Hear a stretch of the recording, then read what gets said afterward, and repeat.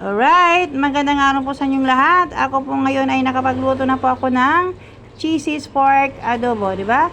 Cheesy pork adobo po ito na aking linuto. At akin po ito ay ni-steam po ito. Opo, binalot ko sa dahon ng saging, di ba guys? Opo, at masarap-sarap po ito siya, di ba? Ito na magluto, di ba guys? Alright, ngayon po ay akin po ito ini-steam. Opo, ini-steam ko na po ito. At kung kayo ay gusto nyong mag-travel at maligo sa beach, pwede nyo to dalhin o pwede to nyong gawin. O, diba guys? Opo. Pagkatapos nyo mag-adobo, ibalot nyo sa dahon ng saging at isteamin nyo lang. Opo. Hindi yan magpapanis. Opo. 100% hindi yan magpapanis basta isteamin nyo lang maigi. Diba guys? At ngayon po ay mayroon na po ako dito finished product po.